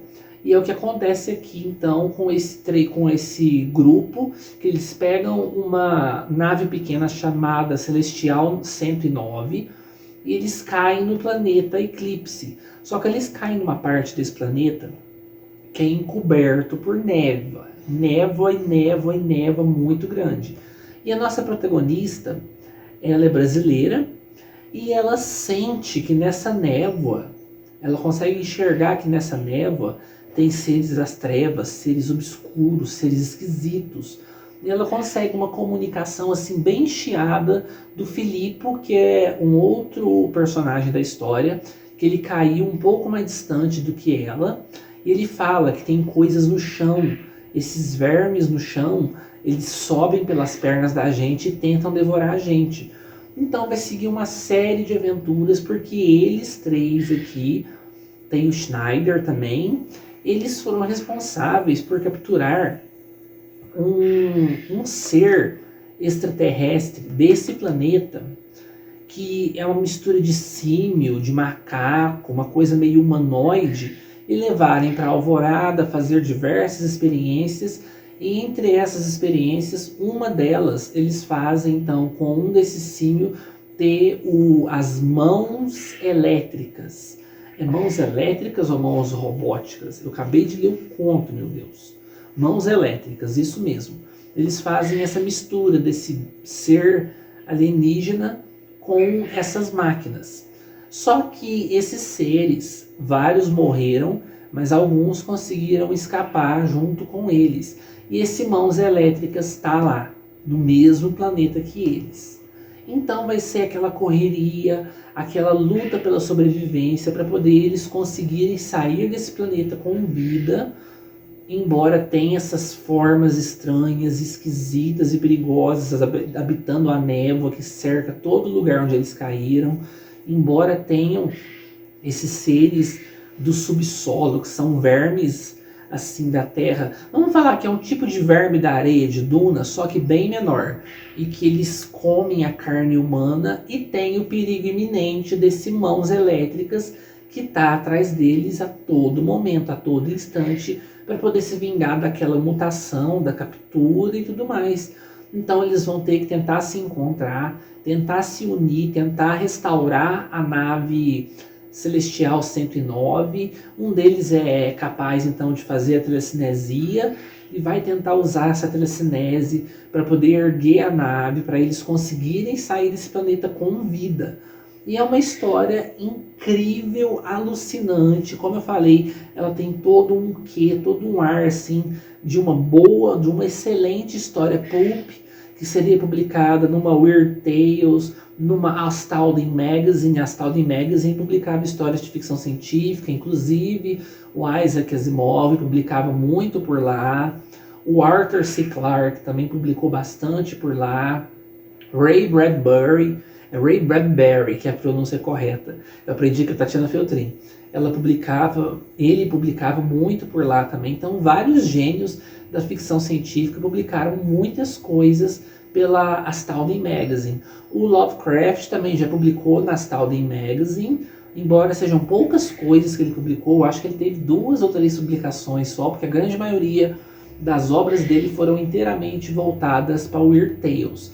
Então você consegue ver o nível desse conto aqui. É um conto divertidíssimo, é um conto alucinante, é um conto que você não quer parar de ler, e é um conto que você não quer que acabe. Eu queria mais e mais aventuras desses aventureiros aqui, nesse planeta Eclipse, porque eu achei demais, achei magistral, enquanto ainda mais escutando a minha querida Lana Del Rey aqui, meu álbum favorito da vida dela, que é o Norman fucking Rockwell. Eu já cheguei na faixa Cinnamon Girl, que é a minha música favorita do álbum. Então, foi lendo um conto incrível, escutando uma cantora incrível, com um álbum incrível, nesse clima gostoso. Hoje, felizmente, não tá aquele tempo londrino que sempre tá aqui na minha cidade, São Sebastião de Londres, que é muita nuvem, muito tempo fechado, nem muita chuva. Hoje o sol tá aquele solzinho tímido, sabe? Aquele sol que não esquenta. Aquele solzinho assim meio embaçado, mas tá um dia iluminado, um dia gostoso. Então, eu tô tendo um aniversário delicioso, graças a essas leituras maravilhosas, graças à Semana Rubens, que a minha querida amigona do coração, a Cris, criou para poder prestigiar ao Rubens aqui, ao Ler Vicia. Eu tô seguindo todos os passos dela. Aliás, eu já fui além, né? Porque lá na Semana Rubens tinha então para você ler um conto do Edgar Allan Poe, um conto do nosso carinha de Boone Lovecraft, ouvir um álbum de seu artista favorito e assistir a um filme antigo. Eu já li os 2 contos, já estou ouvindo o álbum, estou lendo alguns contos extras que entram então para minha seara de gêneros favoritos literários. E depois que eu terminar os contos, terminar de ouvir o álbum, eu vou assistir um filme que eu encontrei que estava raríssimo, que é o Voodoo Man. Ele é de 1942 ou 1944, deixa eu dar uma olhadinha aqui. Eu acho que ele é de 1944, pessoal. Deixa eu ver aqui. 1944. Esse filme era considerado até pouco tempo atrás como um filme perdido. Ele é estrelado por um dos meus atores da era clássica favoritos, que é o Bela Lugosi, muito famoso por fazer a primeira versão cinematográfica oficial de Drácula. Ele fazia o Conde Drácula, ele tinha todo aquele sotaque húngaro dele. I am Drácula. Listen to them, children of the night. What music they make. Aquele sotaque delicioso dele. E eu vou assistir esse filme, gente, que é um filme raro, que é um filme que estava até pouco tempo perdido, foi finalmente redescoberto, finalmente legendado. Para quem faz parte do grupinho de apoiadores do Ler Vicia, que vai estar aí embaixo, nosso link de apoiadores, eu vou postar com exclusividade lá no grupinho para todo mundo assistir também. E agora eu vou para minha próxima leitura.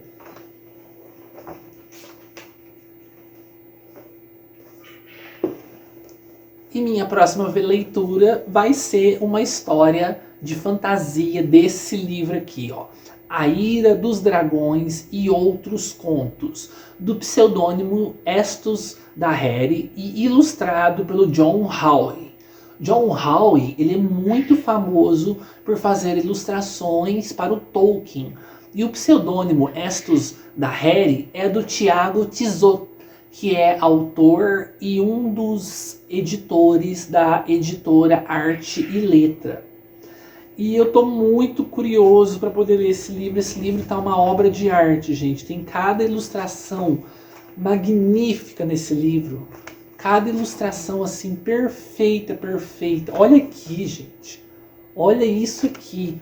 Aí eu vou escolher um conto desse livro aqui para mim poder ler, representando então a fantasia, porque eu gosto muito de fantasia, né?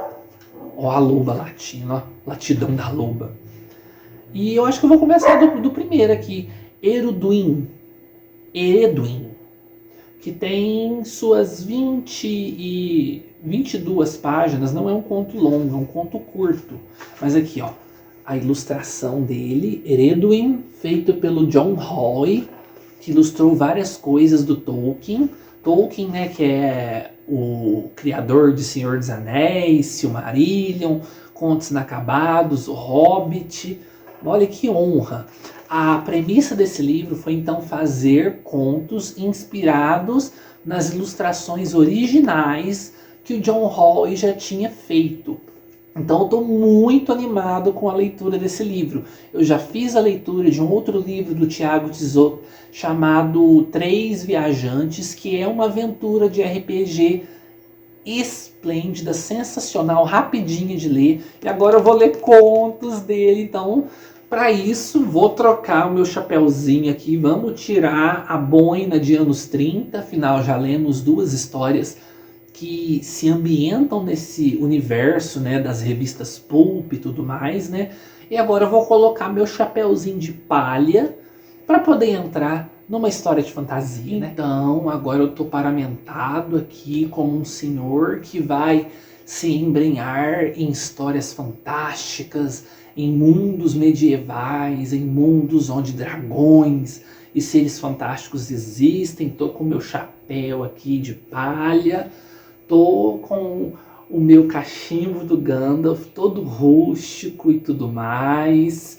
Peguei uma velhinha aqui da Misty. Essa aqui é a de alecrim. É uma delícia, tem tudo a ver nesse cheirinho de alecrim, de mato e tudo mais. Vou acender minha velhinha da Misty aqui para ficar aquele cheirinho mais gostoso de alecrim.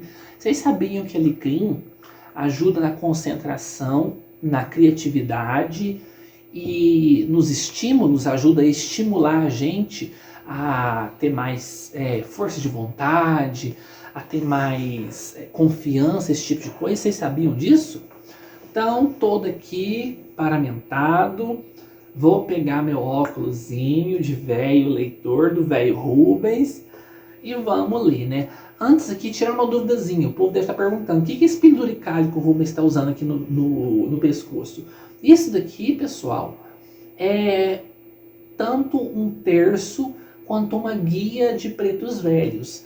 é chamado então de Lágrimas de Nossa Senhora. Não sei se vocês conseguem ver aqui, mas aqui você reza um Pai Nosso. Aí cada continha dessa daqui, que é uma lágrima de Nossa Senhora, você vai rezando uma Ave Maria até chegar ao final. Chegando no final, você reza um Salve Rainha, você faz um agradecimento aos nossos queridos e amados vozinho e vozinha, os sagrados pretos velhos. Se você tiver algum pedido, alguma aflição que você queira que eles atendam, você faz aqui também. E você dedica a oração desse terço só de Ave Marias e um Pai Nosso para os pretos velhos, para Nossa Senhora da Aparecida e para a Sagrada Virgem Maria. E ele serve também como proteção. Olha vocês aí que legal. Então agora vamos lá. Cadê aqui meu isqueiro? Vamos lá. Deixa eu ligar minha musiquinha.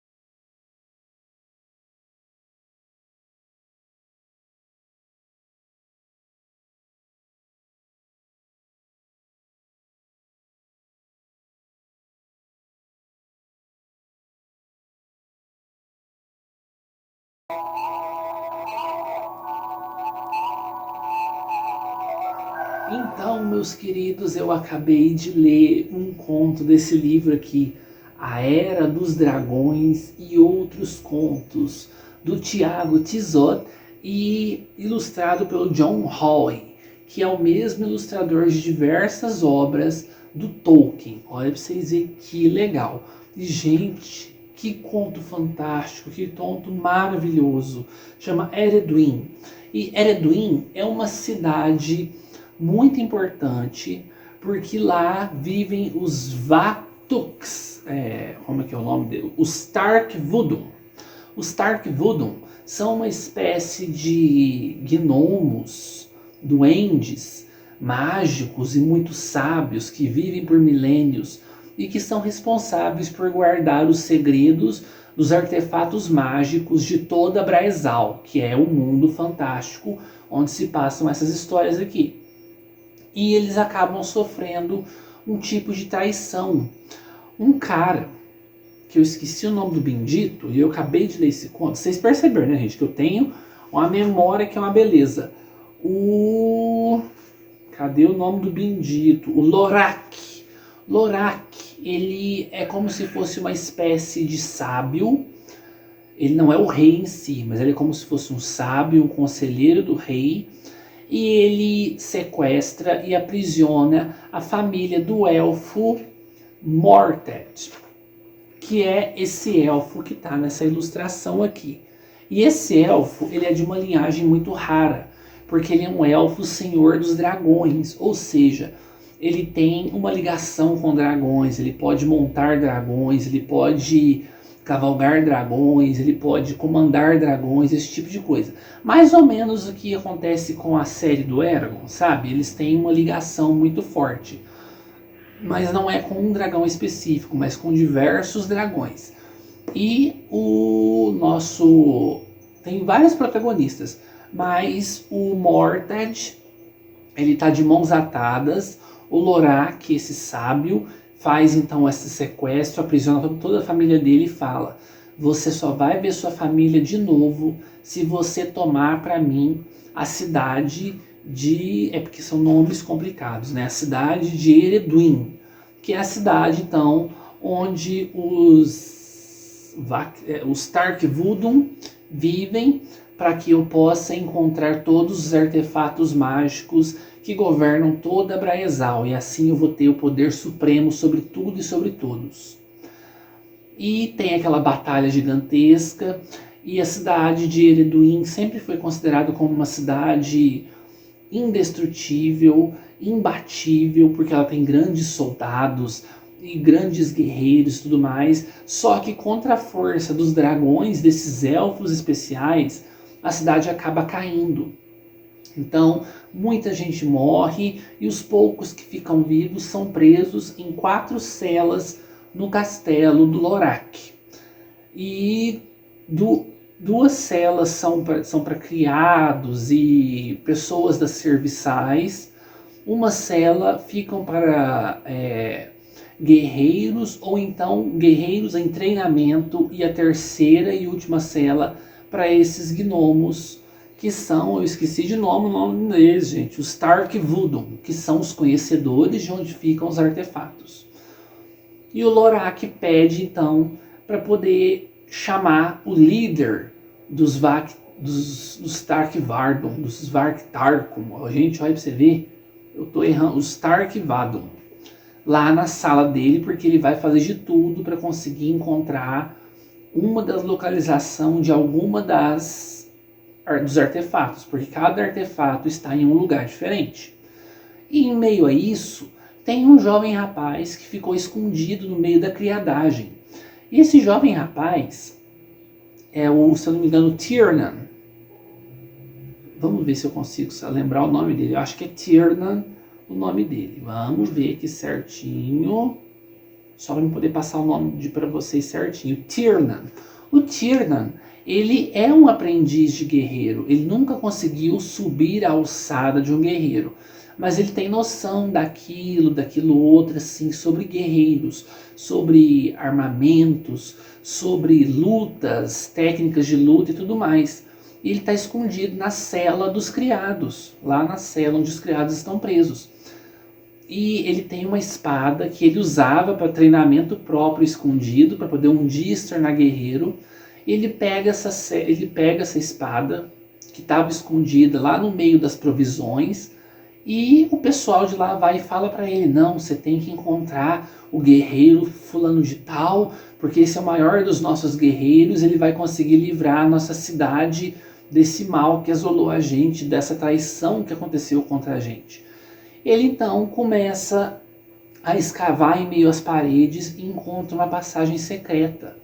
E a gente vai acompanhar então essas aventuras e desventuras dele, tentando sair de dentro daquela masmorra, daquelas prisões, e chegar até a fortaleza onde está esse grandíssimo guerreiro que vai livrar todos eles daquele mal que está acontecendo ali, salvar toda Ereduin, e salvar os artefatos, e salvar o grande mestre Vakturk e tudo mais. E, gente, isso aqui é esplêndido. Eu li como se estivesse lendo uma obra do Tolkien.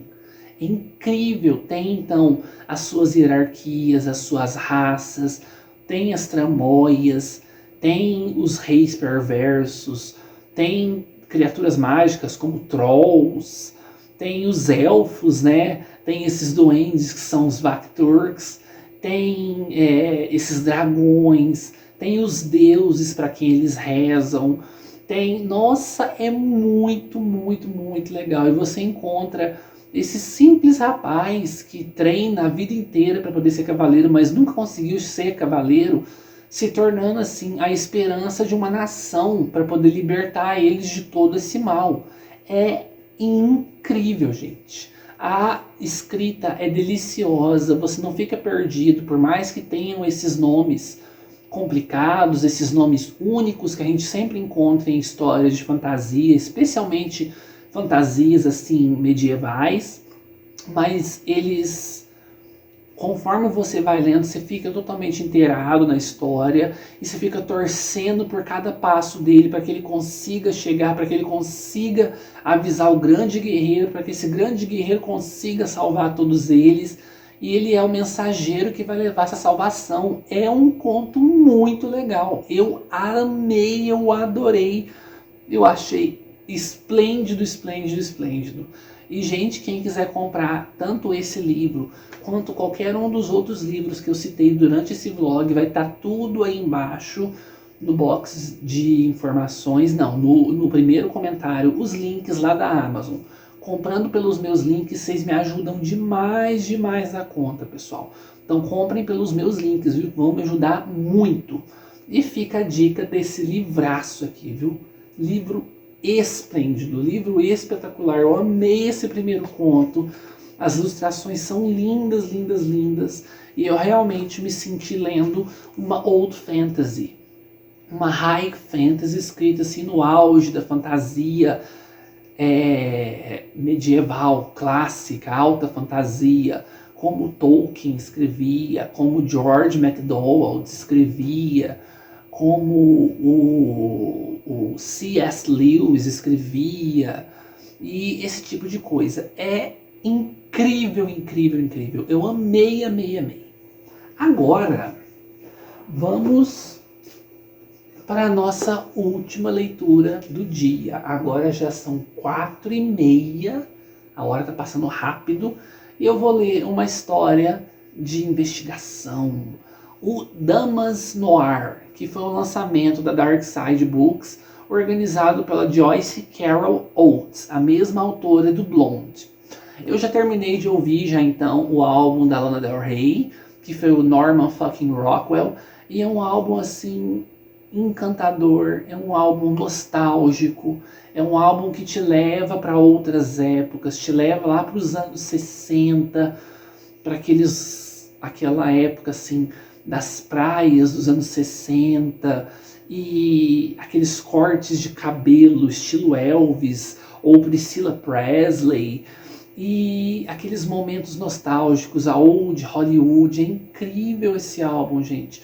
Se for me indicar de cabeça, assim, algumas faixas que eu acho que vocês devem conhecer são então The Greatest, que é incrível, The Next Best American Record, Venice Beach, a faixa título Norman fucking Rockwell, Doing Time, se você gosta de um groove mais assim pop.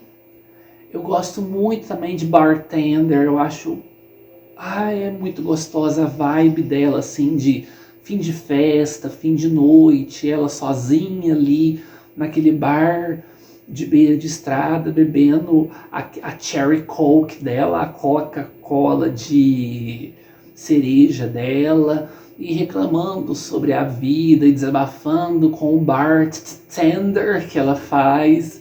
Gente, é um álbum delicioso, é um álbum nostálgico, é um álbum totalmente vintage, calcado assim nos anos 60, nos anos dos hippies, nos anos assim da transição do puritanismo e aquela coisa muito fechada dos anos 50 para liberdade, paz e amor dos anos 60. É um álbum espetacular, gente.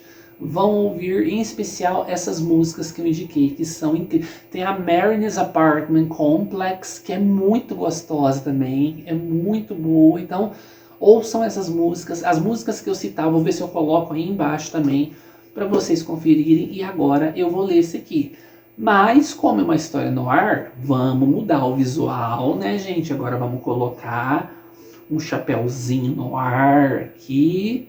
Vamos mudar de lugar também, para a gente ler uma boa história no ar. Então, agora eu já estou aqui com o meu chapéuzinho de detetive particular, Ruben Malone, com a minha luzinha de abajur ligada aqui. E com o meu cachimbo famoso, porque os detetives particulares ou fumam cachimbo, cigarro, charuto, mas estão sempre pitando alguma coisa ali, né? E vamos ler um conto do Damas Noir, que eu estou muito curioso para esse livro aqui. Então deixa eu acender meu cachimbo primeiro, depois eu ponho o óculos e vamos escolher um conto aqui.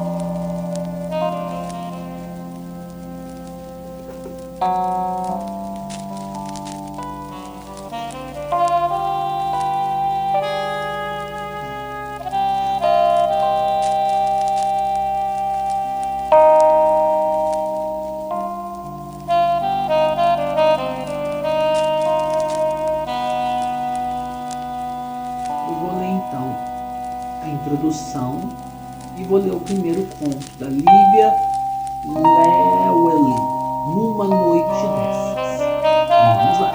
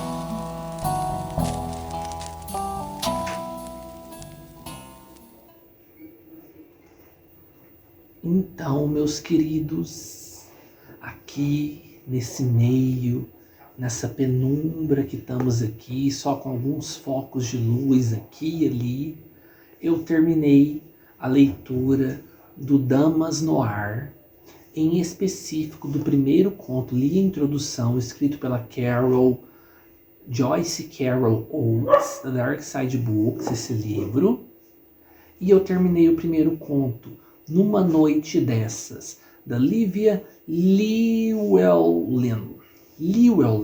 Não sei pronunciar esse nome dela aqui não. Lívia Llewellyn. E meu povo, que conto surpreendente. Que conto chocante, que conto esplêndido. Deixa eu dar mais uma pitada aqui do meu cachimbo.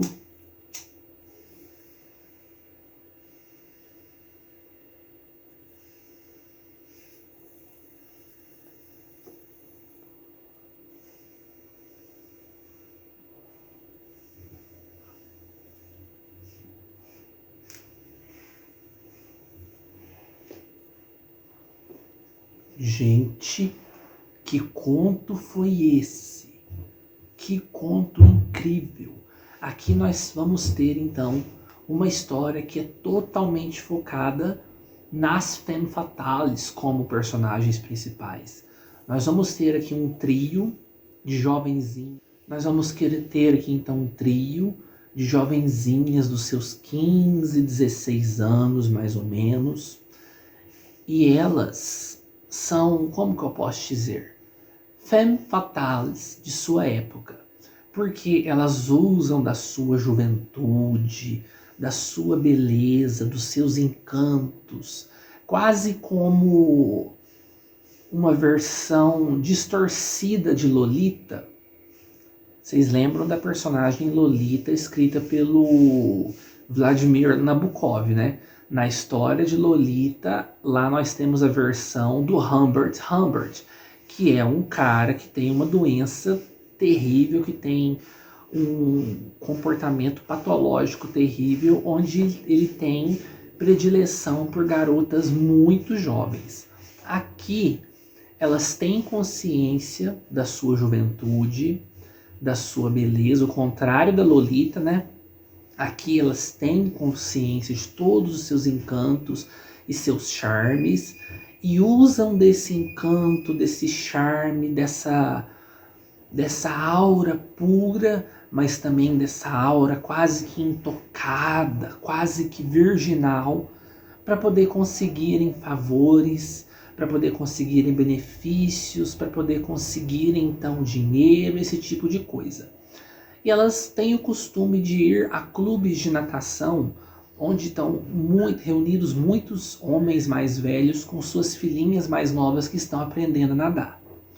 E elas vão por lá e jogam os seus charmes, distribuem a sua beleza, os seus encantos, a sua perspicácia, mostrando decotes generosos ou mostrando as curvas de seus corpos com maiôs muito justos, às vezes fazendo favores daquele jeito que vocês devem saber o que eu estou pensando aqui, do jeito que vocês realmente estão pensando mesmo, em troca de dinheiros, de benefícios, de favores, de destaques, de ascensão em meios mais concorridos, esse tipo de coisa.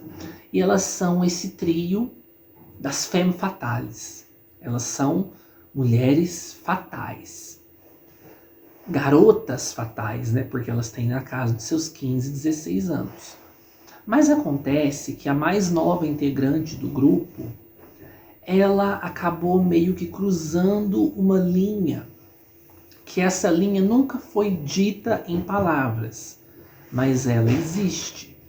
Essa garota mais nova do grupo acabou ficando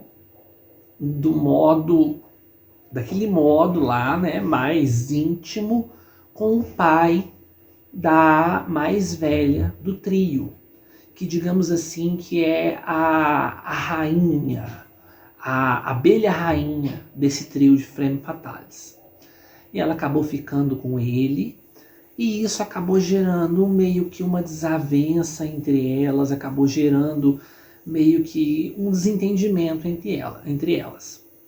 Então as três vão para esse clube em mais uma de suas noites escuras para poder alcançar homens ricos, homens de posse, homens poderosos e conseguirem favores deles, esse tipo de coisa. E no meio disso tudo vai acontecer de uma delas, no caso essa que teve o seu pai tragado e encantado pelos encantos e a beleza dessa mais jovem, tendo o seu lado fatale revelado em plena piscina, no meio de muita gente, mas muita gente mesmo, muita gritaria, muita gente aprendendo a nadar e ninguém presta atenção em ninguém. E vamos ter uma revanche, vamos ter um touché, vamos ter um retorno bastante drástico por parte dessa abelha rainha contra essa moça mais jovem que cruzou os limites invisíveis nunca antes proferidos, mas que era explícito entre elas ali. E que conto, gente, que conto! Você vê uma faceta de uma femme fatale pelo ponto de vista delas mesmas, sem a interferência de um homem, de um detetive, de um policial, de um sargento, de algum homem levado à loucura e às desavenças e tristezas da vida por uma mulher, mas sim a parte fatal entre as mulheres em si. Minha gente, que conto fenomenal, que conto incrível, que conto fabuloso, meu Deus. Deixa eu dar mais uma tragada aqui no meu cachimbo, porque essa história foi difícil de engolir. Olha as penumbras aí, ó.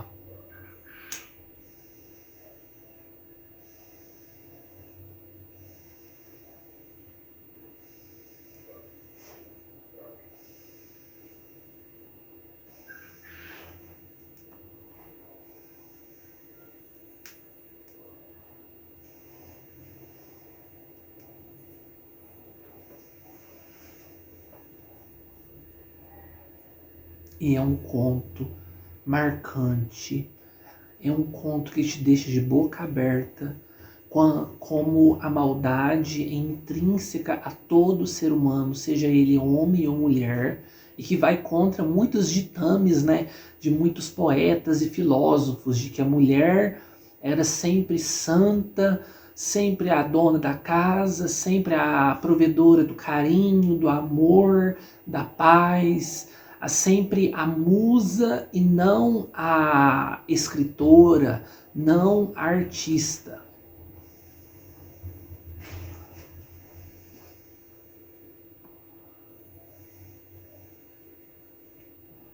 Palavras essas que estão aqui no prefácio desse livro. Um prefácio muito bom, diga-se de passagem, porque além de dar muitas dicas de filmes marcantes dentro do cinema noir, dá dicas de muitos livros marcantes também na literatura noir. E você vê o quanto a literatura noir policial é dominada quase que 99% por homens. Você tem pouquíssimos exemplares de mulheres sendo protagonistas de um filme noir ou sendo autoras de um livro noir. É muito interessante, é um livro incrível, um conto impecável. O livro está naquele padrão de qualidade que vocês sempre conhecem, né? Que é o padrão de qualidade assim estético da Dark Side Books, muito bonito, muito bem feito, corte em preto, capa dura e tudo mais. Aqui tá a folha de guarda. E o fitilho é bem interessante porque é um fitilho da Crime Scene. Olha pra vocês verem que legal. Porque afinal nós estamos falando de noir, né? E noir geralmente está relacionado às cenas de crime, às cenas de mistério, às cenas de coisas insólitas. É muito legal, gente. Então, fica a dica desse contaço aqui. Agora, meu povo, eu vou jantar a minha jantinha especial que a minha mãe fez para mim, meu aniversário, e ela fez o meu prato favorito, que é conhecido tanto como galinhada quanto como arroz com frango, que você faz o arroz e o frango tudo junto. Eu adoro, adoro, adoro. Então vou lá comer e depois eu vou assistir meu filminho. E infelizmente esse nosso vlogão aqui não vai dar tempo de sair no dia 22, no dia propriamente dito do meu aniversário. Então vai sair no dia 23, vocês vão poder assistir no dia 23. E vamos ter a live no dia 22 de junho, às 21 horas, onde eu vou abrir todos os presentes que eu recebi de vocês. Quem tá vendo esse vídeo no dia 23, então deem uma voltadinha ou eu vejo se eu deixo aqui em cima nos cards para vocês assistirem a live, tá bom? Então, até daqui a pouco pra gente assistir Voodoo Man, que é um filme raro, há pouco tempo considerado perdido, do Bela Lugosi. Então, até daqui a pouquinho. Então, meu povo, agora vou comer minha jantinha, meu arrozinho com frango, minha galinhada aqui que minha mãe fez especialmente para mim. E vou assistir Voodoo Man, ou então O Homem Voodoo, de 1944, estrelado pelo nosso querido Bela Lugosi. Vamos lá?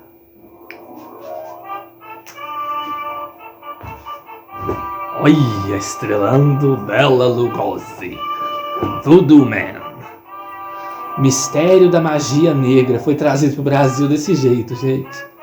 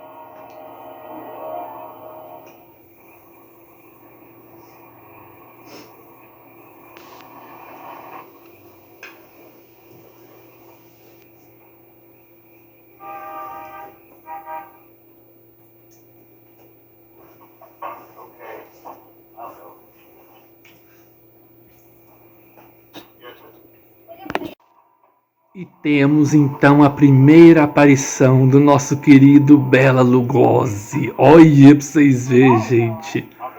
Que legal, que legal. Adoro esse cara, gente. Ele é muito bom, ele é muito, muito bom. Gente, olhem pra vocês verem como eles sabiam que o Bela Lugosi tinha uma expressão corporal e facial tão boa. Eles gostavam muito de dar close nele.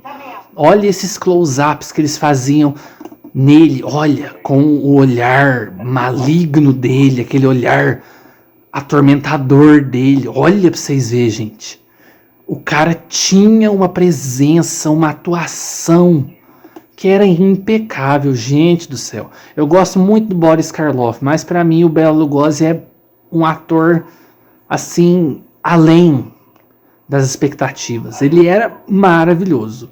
Se o Oscar reconhecesse atores que fizessem filmes de gênero, tanto naquela época quanto hoje em dia, Bela Lugosi tinha levado nem que fosse um Oscar para casa.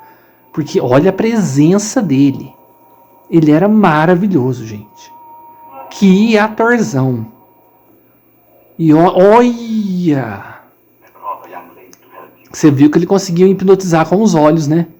Gente, que legal.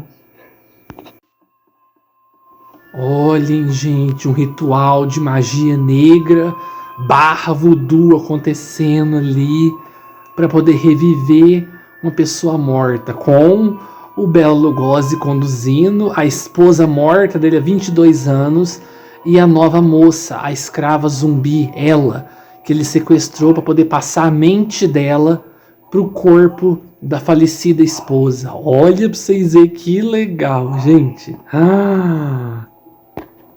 Muito, muito legal. Olha, gente, que legal.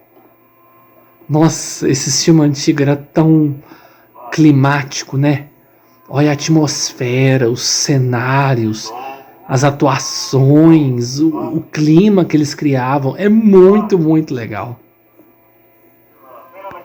Olha pra vocês verem, gente, acabamos o filme e ainda acabou com uma brincadeirinha ali.